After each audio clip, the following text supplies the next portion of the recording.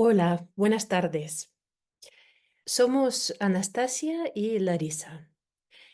Em, y les invitamos a nuestra conferencia de esta noche que está dedicada a los rincones españoles de San Petersburgo. Bueno, claramente bienvenidos desde aquí, desde San Petersburgo. Para empezar, permítanos, por favor, presentarnos y decir unas palabras sobre nosotros.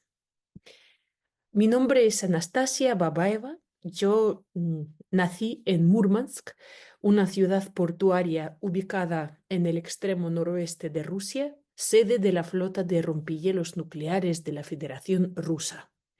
A los 7 me mudé a San Petersburgo con mi familia. Me gradué de la Facultad de Filología de la Universidad Estatal de San Petersburgo y durante 7 años ah, de los 23 a los 30, viví en Bilbao, en el norte de España, donde hice un máster en estudios europeos y a continuación trabajé como profesora de idiomas, intérprete y guía turística. En los últimos años he estado trabajando en el campo de la traducción audiovisual, traduciendo películas y series rusas al español y también imparto clases de español en la Facultad de Relaciones Internacionales de la Universidad Estatal de San Petersburgo. Buenas tardes, queridos oyentes. Mi nombre es Larisa. Yo nací y crecí en San Petersburgo. Estudié en la Universidad Pedagógica Ersen de San Petersburgo en la especialidad profesora de español e inglés y trabajo como traductora y guía por San Petersburgo. Hoy les ofrecemos una conferencia dedicada a los rincones españoles de San Petersburgo. Y inicialmente queríamos hacer una conferencia sobre los lugares españoles y latinoamericanos de San Petersburgo, una sola, pero luego decidimos hacer dos conferencias separadas y la segunda dedicada a América Latina y a la conexión de San Petersburgo con América Latina se celebrará el 25 de abril. Y al final de la segunda conferencia sacaremos una conclusión general sobre la presencia de las culturas hispanas en San Petersburgo y su influencia en nuestra ciudad. Así que les invitamos a asistir a ambas para tener una idea clara y completa sobre este tema. Y bueno, en primer lugar, recordemos brevemente las relaciones diplomáticas entre España y Rusia. Los primeros contactos se remontan al año 1519, cuando el rey Carlos V de España envió una carta amistosa al príncipe Basilio III de Moscú, notificándole su ascenso al trono. La carta de respuesta fue entregada en 1523 por Yakov Polushkin, la primera persona que fue enviada a España. Y ya en 1525 otros enviados, Iván Zasekin y Simón Borisov, fueron recibidos por Carlos V en Toledo. Ellos trajeron a Moscú noticias sobre el descubrimiento del Nuevo Mundo. Los siguientes contactos temporales se establecieron ya durante el reinado del zar Alexei Mikhailovich. Él envió a España al rey Carlos II una misión encabezada por Piotr Potemkin. La Carta Real expresaba la esperanza de fortalecer la unión de los países cristianos y la disposición a aceptar la misión española, a lo que el rey Carlos II, dio su consentimiento. Las relaciones diplomáticas regulares se establecieron ya en la época del zar Pedro I. Por cierto, es el zar fundador de San Petersburgo. Se abrió una embajada rusa en Cádiz y el príncipe Sergei Golitsyn se convirtió en embajador. Y el primer embajador de España en Rusia fue el duque Diego Francisco de Liria. Fue durante el reinado del zar Pedro II. Sin embargo, desde el año 1730 hasta el año 1760, las relaciones se suspendieron y los embajadores fueron retirados, ya que España se negó a reconocer el título imperial de los soberanos rusos. En el año 1761, después de que el rey Carlos III reconociera este título, las relaciones se reanudaron. En los años 70 del siglo XVIII, en San Petersburgo se abrió la Cámara de Comercio Española y posteriormente ya empezó a desarrollarse la colaboración científica entre dos países. En 1799 las relaciones se rompieron de nuevo después de que España se negó, debido a la negativa de Carlos V, a reconocer la decisión de la Orden de Malta de proclamar al zar ruso Pablo I gran maestro. En el año 1802, ya bajo el emperador Alejandro I, las relaciones se reanudaron nuevamente. El 6 de enero de 1823, los embajadores de Rusia, Austria y Prusia en Madrid enviaron notas al gobierno español que indicaban la disposición de estos países a intervenir en los asuntos internos de España, en relación con la situación revolucionaria en el país.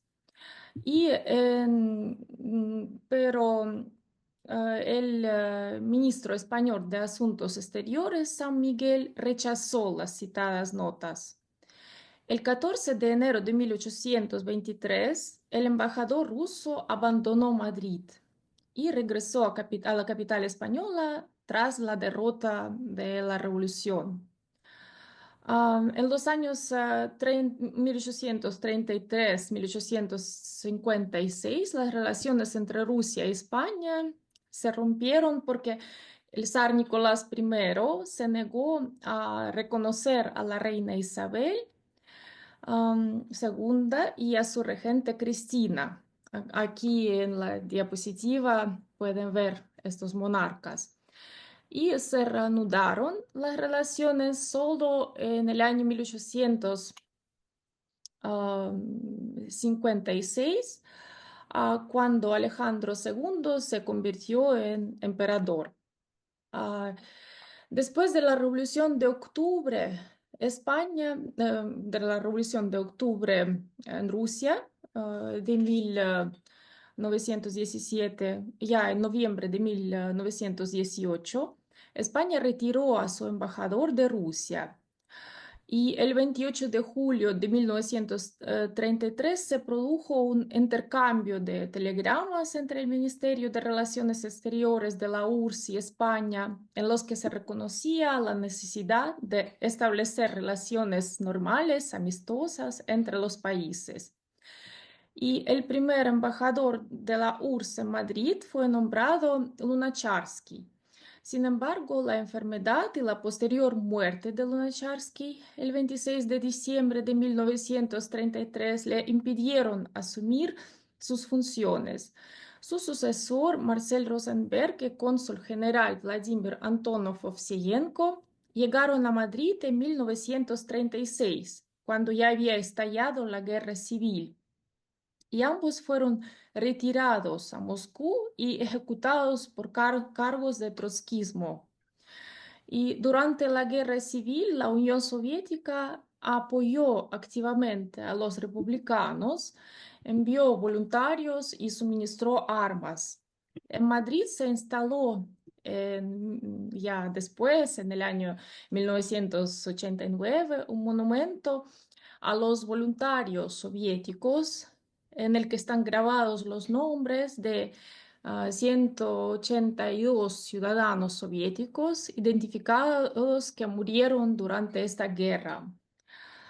Y tras la derrota republicana en 1939, la Unión Soviética rompió las relaciones con España franquista. Y las relaciones de posguerra entre España y la Unión Soviética se mantuvieron en un nivel muy bajo. Su punto más bajo fue el discurso de Nikita Khrushchev ante la Asamblea General de las Naciones Unidas en octubre de 1960, dirigida contra el régimen de Franco, así como la prohibición por parte de Franco de celebrar un partido de fútbol España-URSS en el marco del Campeonato Europeo de 1960. Pronto, sin embargo, los mismos líderes se comprometieron a restablecer gradualmente los contactos.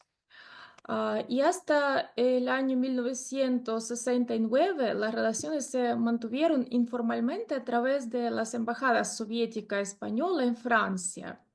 En 1967, los representantes españoles y soviéticos acordaron abrir los puertos de sus países a los buques de la bandera de la otra parte. En 1969 se inauguró en Madrid una oficina de representación de la naviera del Mar Negro y fue por primera vez desde la Guerra Civil Española. En esta misión, que de hecho sirvió como embajada, trabajaron diplomáticos profesionales bajo la dirección de Sergei Bogomolov.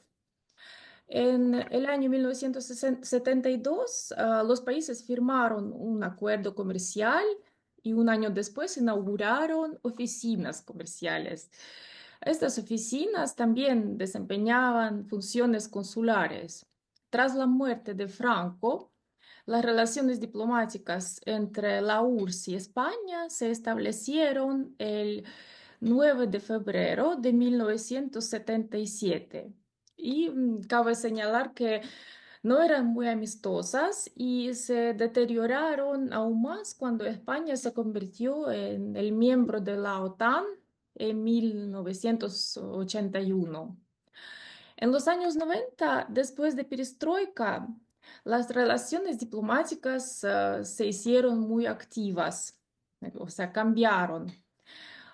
Se concluyeron varios acuerdos de cooperación, muchos acuerdos de cooperación en diferentes áreas.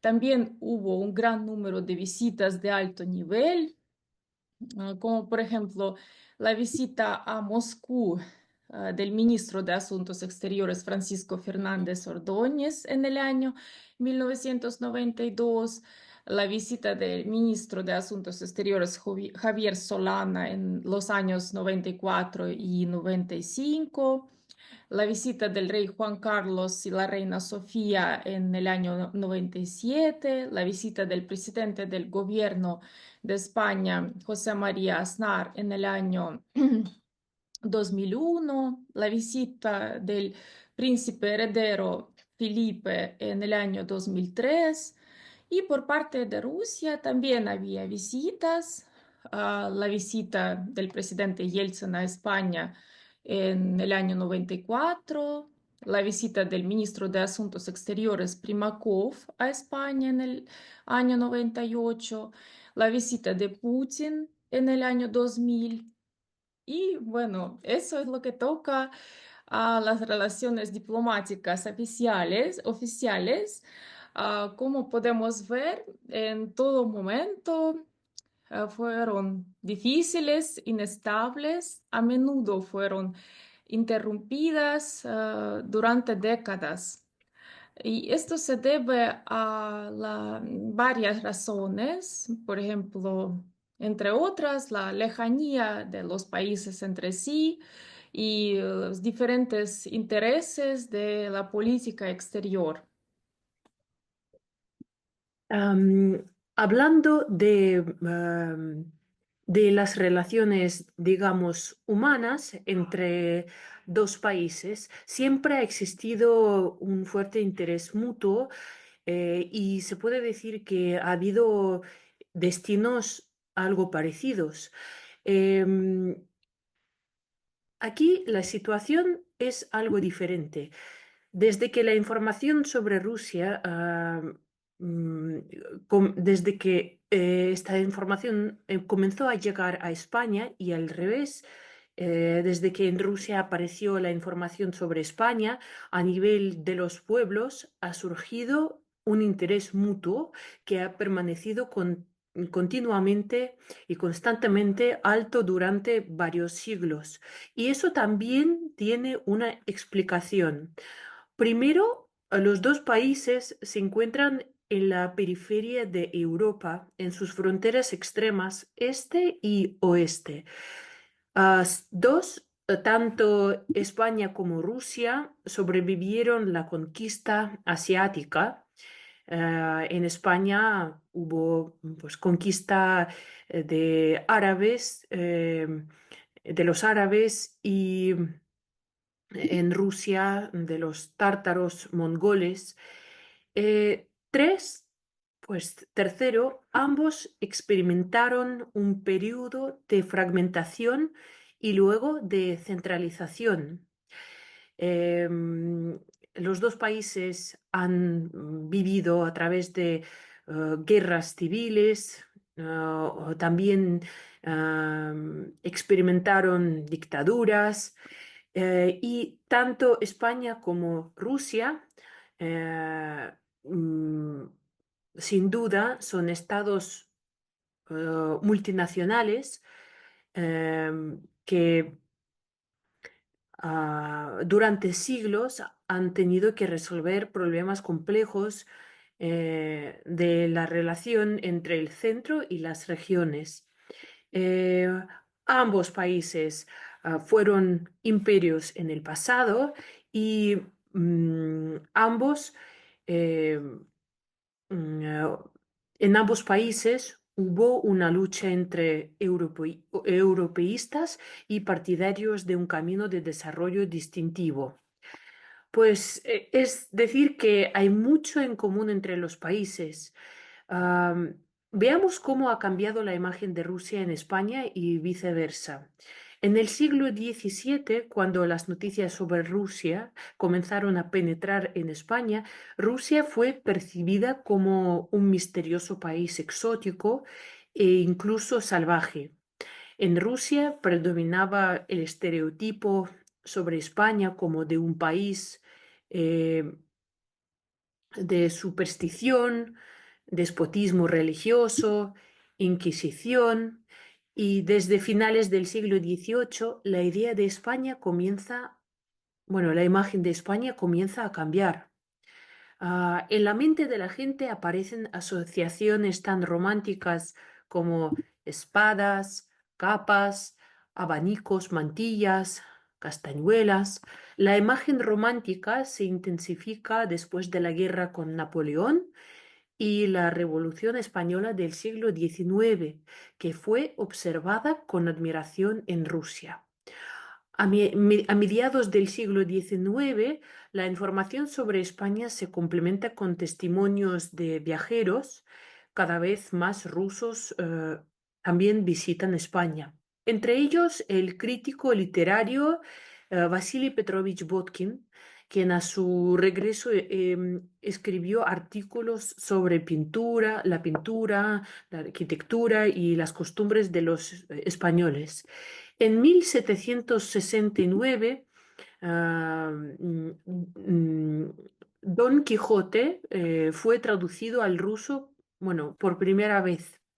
Desde mediados del siglo XVIII hasta mediados del siglo XIX, mm, se adquiere para el Museo Hermitage una colección de pinturas de varios artistas destacados de España, el Greco, Zurbarán, ah, Goya, Morales, Velázquez, Rivera, Murillo. Los artistas rusos tienen la oportunidad de familiarizarse con sus obras, y muchos de ellos viajan a España, entre ellos Repin, Vasnetsov, Gorovin, Benoit, Sirov, Surikov. Los motivos españoles también aparecen en la música rusa. em, Balakirev, Marcha Española, Glinka, Jota Aragonesa, Rimsky-Korsakov, Capricho Español. Durante la Guerra Civil, en los años 30, eh, en los años 30 del siglo XX, varios miles de voluntarios soviéticos fueron a la península ibérica. Hay una comunicación activa entre escritores y periodistas soviéticos y españoles.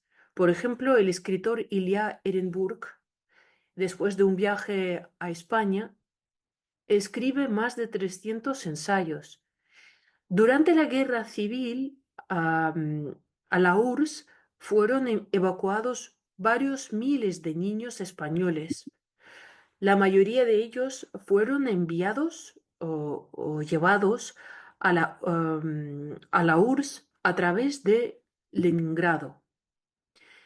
El primer grupo de 1.505 niños y alrededor de 100 maestros llegaron al puerto comercial de Leningrado el 23 de junio de 1937.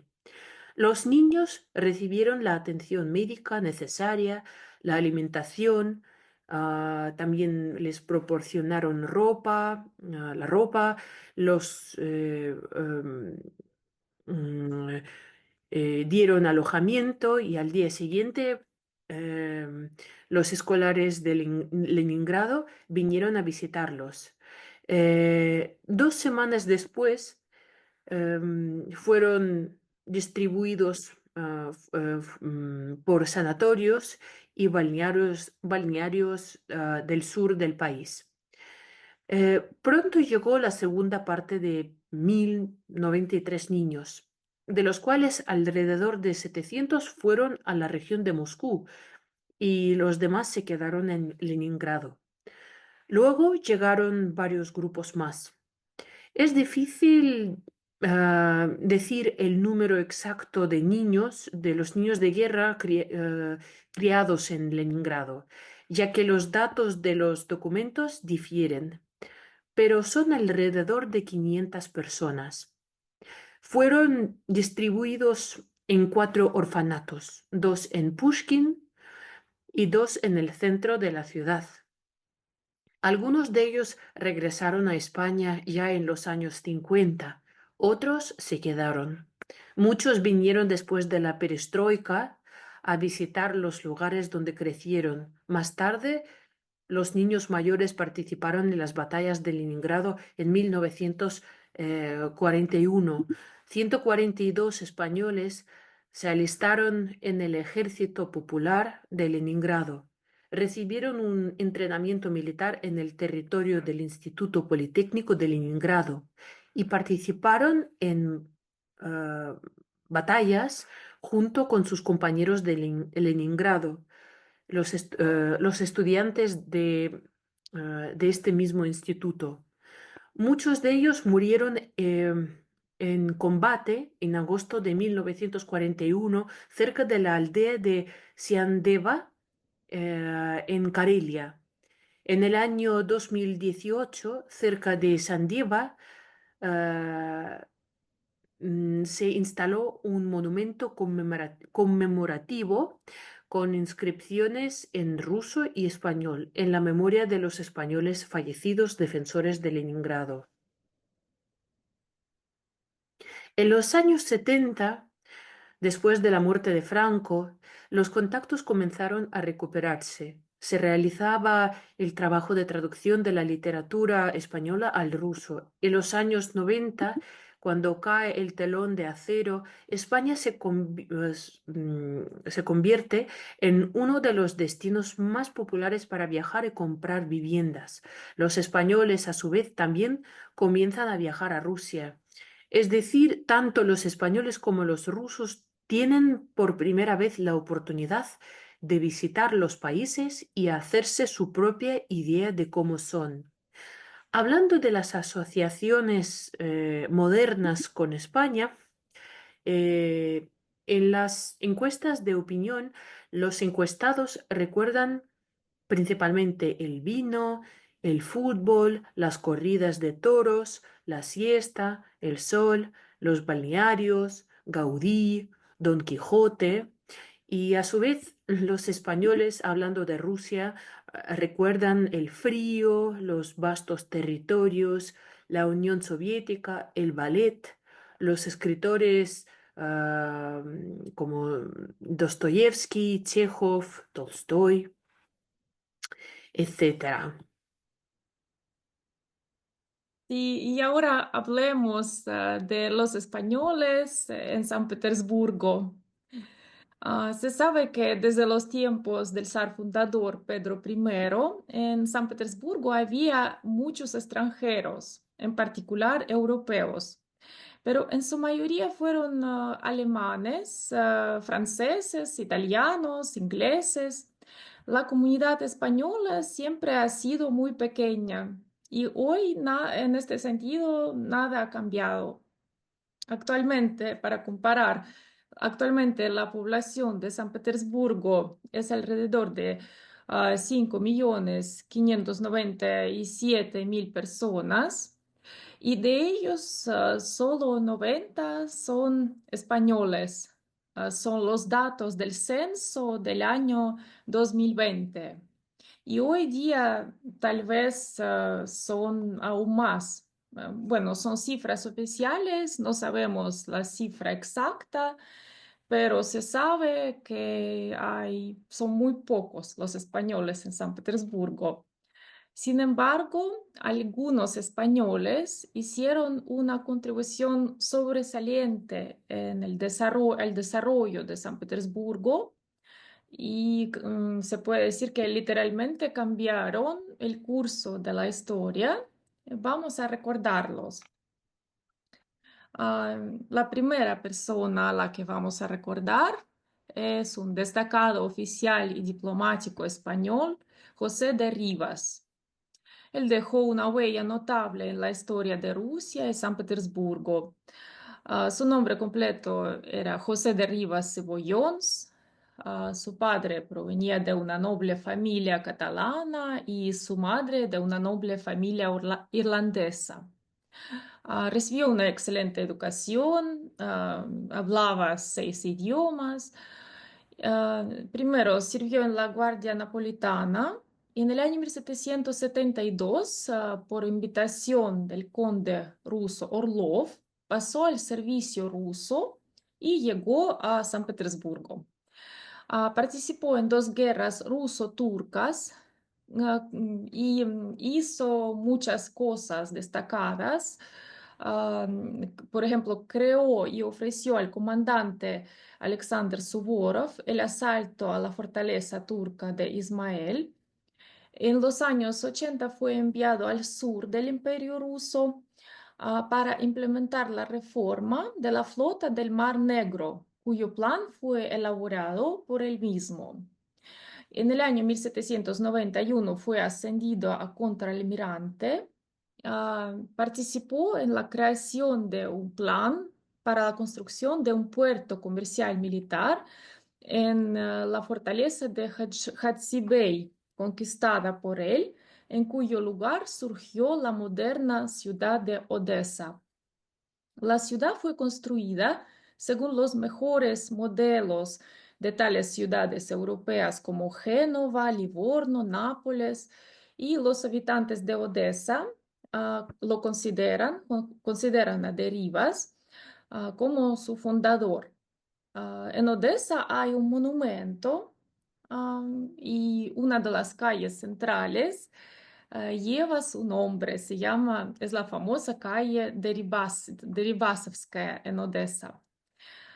Estaba casado con la dama de honor Anastasia Sokolova y normalmente pasaba el invierno en San Petersburgo, Vivió, por cierto, en el centro, en la calle en la parte más aristocrática de la ciudad, cerca del Palacio de Invierno, en el terraplén de Dvorcovaya.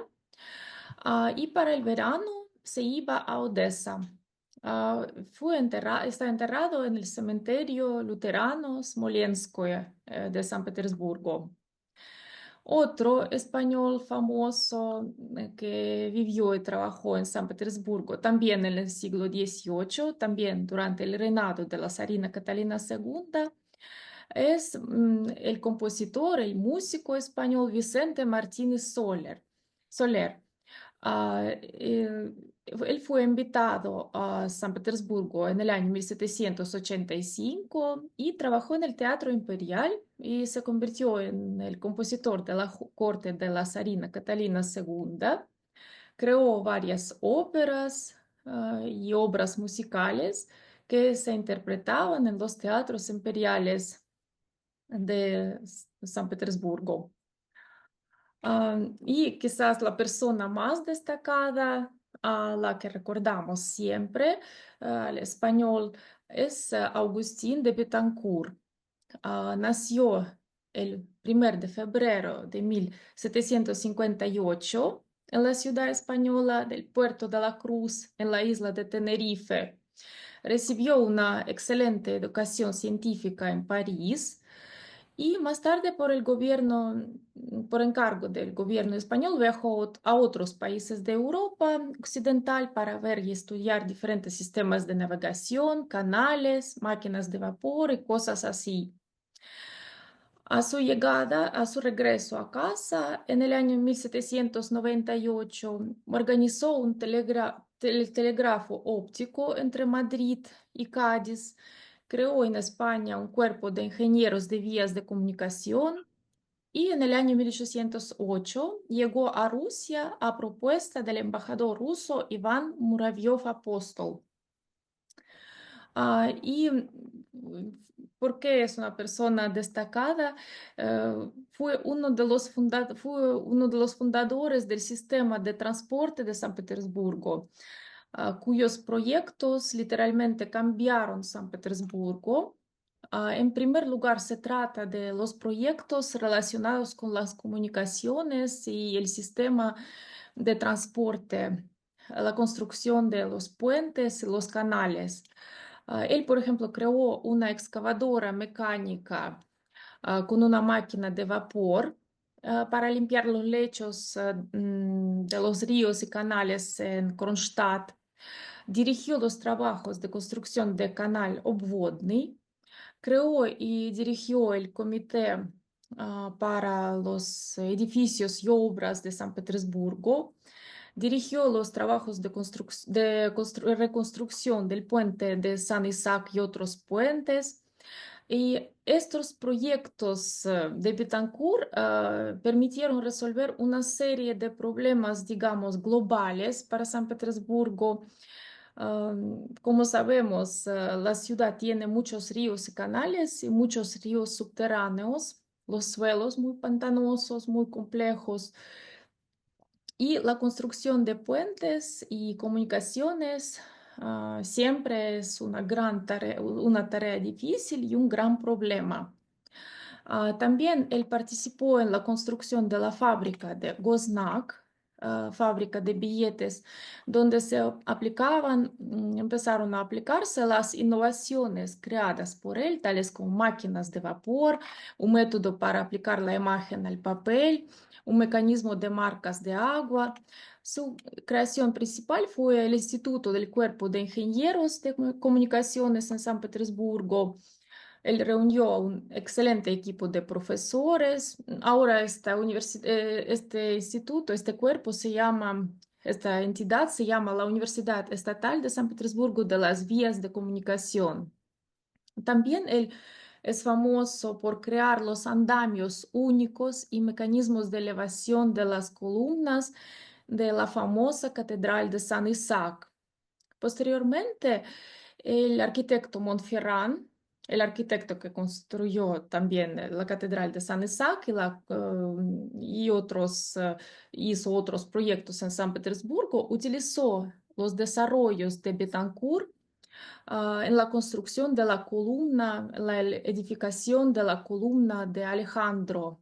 Esta columna fue instalada en el centro de la plaza principal de San Petersburgo, en la Plaza Dvorcovaya, Plaza de Palacio, en honor a la victoria en la guerra con Napoleón. Y Betancourt también es reconocido y respetado en otra ciudad rusa, en Nizhny Novgorod. Allí él diseñó un moderno complejo de ferias, creó un plan general para el futuro desarrollo de la ciudad. Estuvo en San Petersburgo solo 16 años y hizo tantas cosas. Durante este tiempo jugó un papel importante en la información de la apariencia arquitectónica posterior de San Petersburgo. Y a Betancourt lo recuerdan. Hay una medalla conmemorativa Betancourt. Se otorga por su contribución personal, por una contribución personal al desarrollo de la educación superior en el área de transporte. Esta medalla, y en el paseo universitario, en el malecón universitario, hay una estela con el nombre de Betancourt. También el busto de Betancourt está instalado en la plaza de la Universidad de las Vías de Comunicación, de la que fue el fundador. Por cierto, la inauguración tuvo lugar en el año 2003 con la participación del príncipe Felipe. En la fábrica de billetes Gosnag en San Petersburgo se instaló un busto de Betancourt. Su museo también contiene documentos, dibujos firmados por él y su retrato. Además, el nombre de Betancourt se le dio al tren de San Petersburgo-Moscú. Y en el año 2018 se abrió un moderno puente atirantado a través de Malaya Neva, que recibió el nombre de Puente Betancourt. Así que la ciudad lo recuerda, su nombre no se perdió en los siglos y fue enterrado primero en el cementerio luterano Smolensk de San Petersburgo y en el año 1979 sus restos fueron trasladados a la necrópolis del siglo XVIII, al cementerio Lazarevskoye del monasterio Alejandro del Neva, donde están enterrados figuras destacadas de Rusia. Otros, otras personas destacadas que vivieron y trabajaron en San Petersburgo son Duque de Telles Girón de Osuna.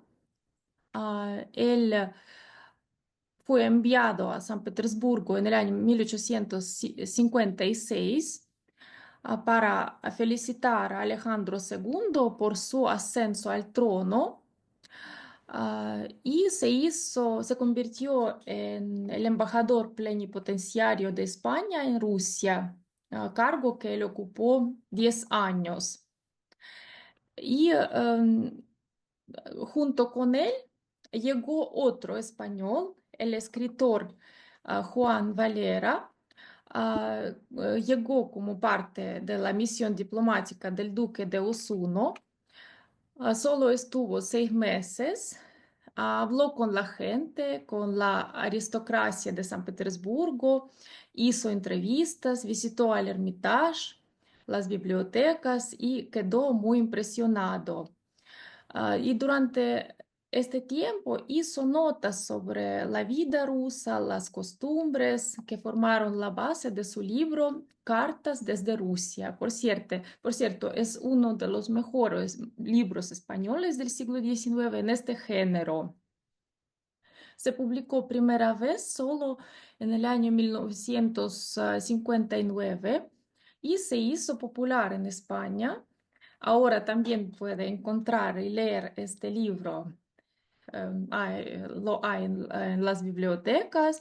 También está a la venta en Amazon, por ejemplo. En la portada del libro aparece San Petersburgo del siglo XIX, ah, tal y como lo vio el escritor.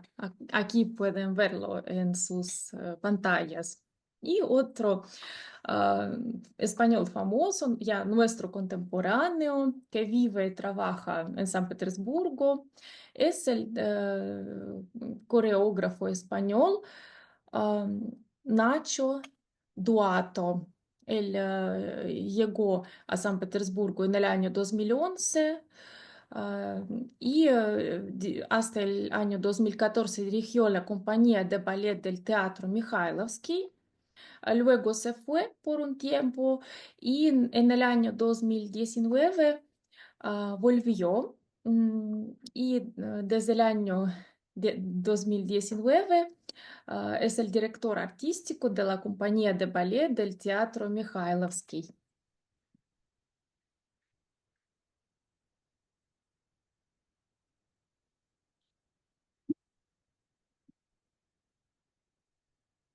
Настя. Perdón, pero sí, aquí estoy, aquí. Sí, sí, sí. Am, y, perdón. Ujú.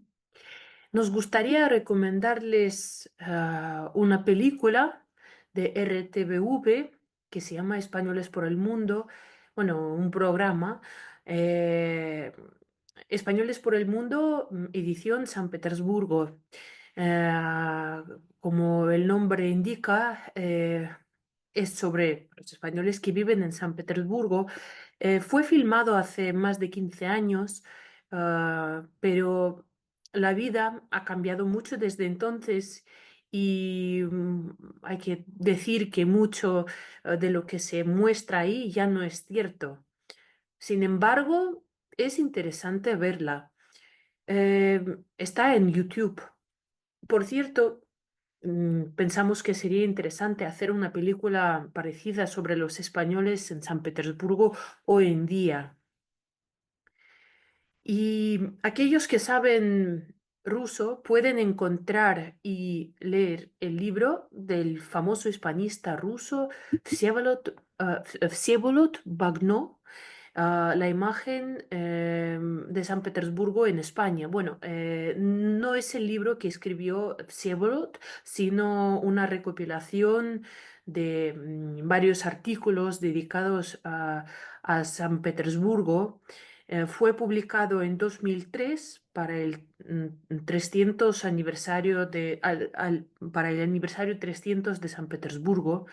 Y mm, como he dicho, es una colección que recoge los recuerdos más vividos de los españoles sobre San Petersburgo. Ahora hablemos sobre los propios rincones españoles o sitios españoles que tenemos aquí en San Petersburgo. En primer lugar, eh, recordemos las instituciones oficiales, a saber, el edificio de la misión diplomática, el Consulado General de España en San Petersburgo. El Consulado General de España fue inaugurado en San Petersburgo en 2006. Se encuentra en el centro, en la calle Furstatskaya 9, en una antigua casa histórica. En el siglo XVIII, la iglesia luterana de Santa Ana, para los alemanes de San Petersburgo, eh, que trabajaban en la planta de fundición, eh, mm, y que está al lado, a principios,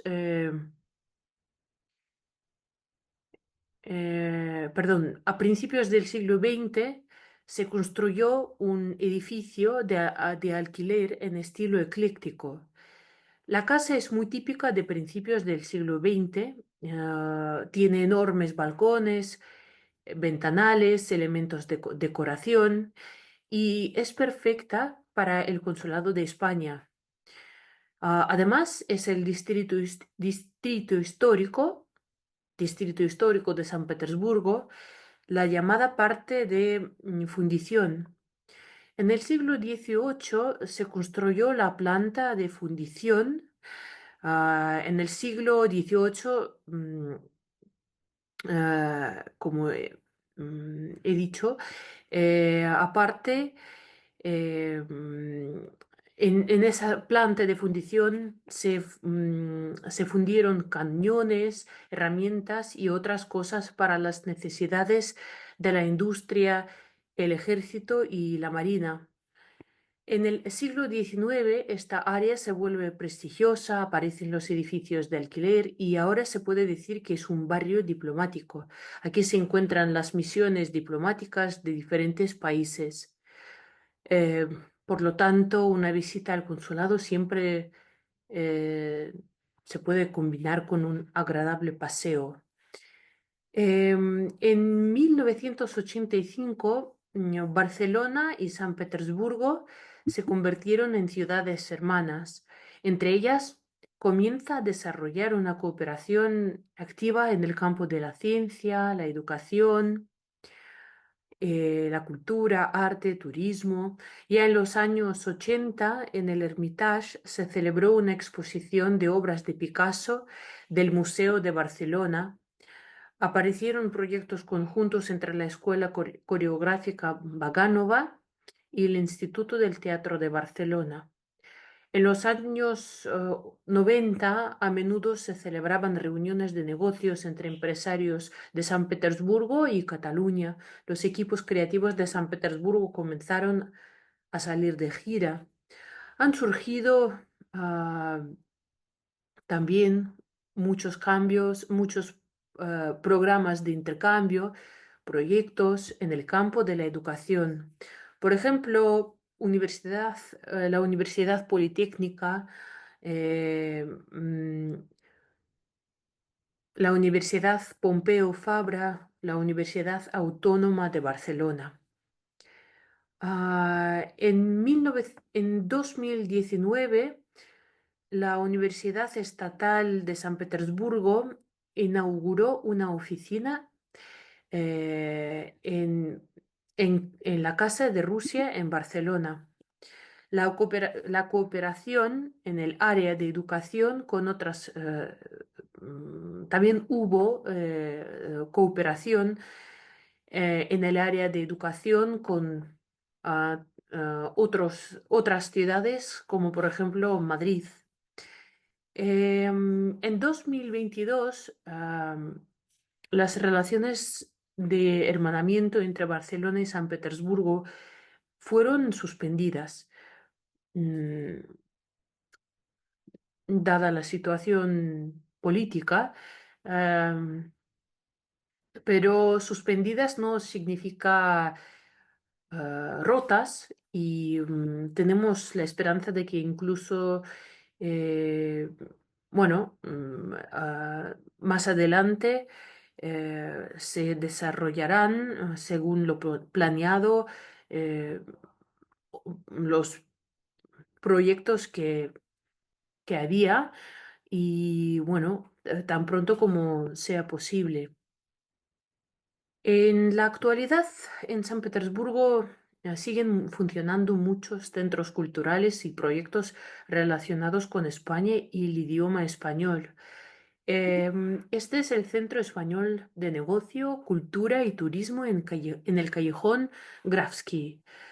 Fue fundado en 2003 y ofrece cursos de español, organiza eventos, encuentros con personas famosas, se dan clases magistrales, se llevan a cabo veladas literarias, conciertos, proyecciones de películas. También tenemos el famoso Centro Adelante, que fue inaugurado en 2003, que ofrece numerosos cursos de español y aparte también es un hub cultural del idioma español, de la cultura española en nuestra capital cultural de Rusia. Em, ah, También es curioso, el español se enseña en casi 10 escuelas de San Petersburgo. En varias, o sea, se puede ingresar en una escuela pública especial donde la especialidad de los niños va a ser el idioma español. Eh, mm, También se puede aprender o estudiar profundamente el español en varias universidades, en varios departamentos de varias universidades de nuestra ciudad. Tienen muchos años de historia y tradiciones de enseñanza. Em, y también en nuestra ciudad se ofrecen cursos o hay varias escuelas de formación de guías traductores de español. am, de todo esto hablaremos con más detalle en la próxima conferencia el 25 de abril. Am, Aparte, otras cosas que tenemos aquí es la escuela y teatro flamenco que se llama Fábrica de Tabaco, que existe desde el año 2002. El objetivo de la fundadora de la escuela, Natalia Zaykova, es popularizar la danza española en Rusia. Y cabe destacar dos iglesias católicas en San Petersburgo por el hecho de que, bueno, por ejemplo, la iglesia católica de San Juan Bautista en Pushkin es una ciudad, un pueblo histórico al lado en el sur de San Petersburgo, cuyo cura desde hace más de 20 años, el cura de esta iglesia es español, es un español, José Francisco García. Em, y otra iglesia, la iglesia de la Asunción de la Santísima Virgen María. eh, También, bueno, sacerdote es el español Alejandro Burgos. En esta iglesia se reúnen los católicos del rito bizantino que residen en San Petersburgo. Y Gracias. sí, bueno, también se puede mencionar esta iglesia que es la iglesia católica de Santa Catalina en, en el medio de la avenida Nevsky, donde anteriormente se celebraban misas en español. Ah, pero hoy en día, pues no es cierto, no se sabe, no sabemos con exactitud si las hay o no, pero anteriormente sí. Ujú. Muchas Gracias, gracias. Tania. Y hay otros dos rincones, otro lugar en San Petersburgo que podemos considerar como un rincón español. Son dos salas del famoso Museo Hermitage. El Hermitage alberga una gran colección de pinturas españolas que incluye obras de todos los grandes artistas españoles. La colección ocupa dos salas, la llamada pequeña sala de tragaluces española y el gabinete español. Estas salas forman parte de la ruta clásica por el Hermitage, por lo que las personas que visitan el Hermitage como parte de un grupo organizado pasan por este rincón español de San Petersburgo también. Y entre los cuadros, las pinturas que se exponen ahí, podemos mencionar Luis de Morales, La Virgen con el Niño, y Mater Dolorosa, el Greco, los apóstoles Pedro y Pablo, José de Ribera, San Jerónimo el Ángel, San Sebastián y Santa Irina y San Onofre.